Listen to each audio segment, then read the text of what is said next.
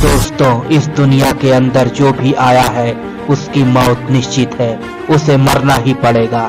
दुनिया के अंदर जितने भी जीव जंतु पाए जाते हैं उनको भी एक दिन मरना ही होता है।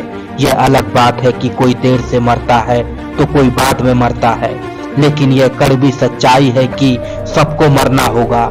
बहुत बार जब किसी मर चुके इंसान को ले जाते हैं तो उसे देखकर हम सोचने लग जाते हैं कि इंसान मरता क्यों है, क्या कुछ ऐसा किया जा सकता है जिससे इंसान अमर हो सके। इस तरह के प्रश्न अपने आप ही हमारे दिमाग के अंदर आने लग जाते हैं।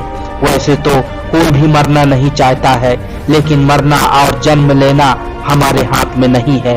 यह सब एक तरह से नेचुरल क्रिया है।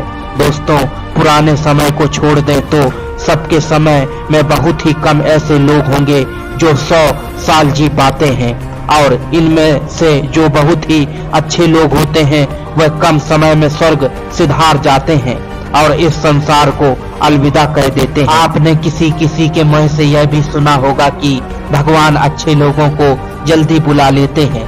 आपके मन में यह प्रश्न उठता होगा कि ऐसा क्यों होता है, क्या कारण है? अच्छे कर्म करने वालों की तुलना में पापी लोग अधिक समय तक जीते हैं। आज के इस रोचक वीडियो में हम इन्हीं प्रश्नों का उत्तर खोजते हैं। तो दोस्तों नमस्कार, स्वागत है आपका कुलदीप परिहार यूट्यूब चैनल में। दोस्तों, धर्म कोई भी हो, सभी में यही बताया गया है, जिसने इस पृथ्वी में जन्म लिया है उसकी मृत्यु निश्चित है।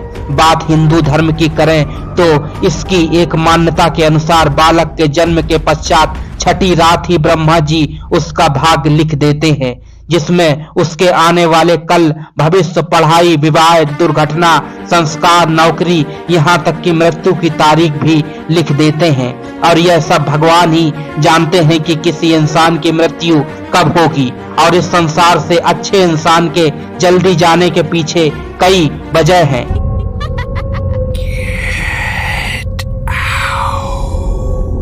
इनमें से पहले वजह जानने के लिए जन्म के रहस्य को जानना जरूरी है।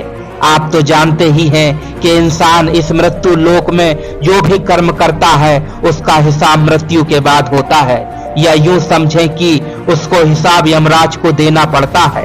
अगर उसका पाप का पलड़ा भारी होता है तो उसे नरक में यातनाएं सहनी पड़ती हैं। अगर उसका पुण्य का पलड़ा भारी हो तो उसे स्वर्ग का अपार सुख मिलता है, और यही चक्र युगों युगों तक चलता रहता है जब तक उसे मोक्ष की प्राप्ति नहीं हो जाती। इस मृत्यु लोक में प्रत्येक इंसान अपने कर्मों की सजा भुगतने के लिए आता है। कोई आत्मा इंसान बनती है तो कोई जानवर। वह किस शरीर में प्रवेश करेगी वह उसके पूर्व में संचित कर्मों के अनुसार होता है। इसके अलावा उसके जन्म देने वाले माता पिता के कर्म उसके अंदर आते हैं। इसके बाद वह जो भी कर्म करेगा उसके हिसाब से उसे पुण्य आत्मा या दुरात्मा कहा जाता है। यही पुण्य आपकी मृत्यु की तारीख को भी बदल देती है।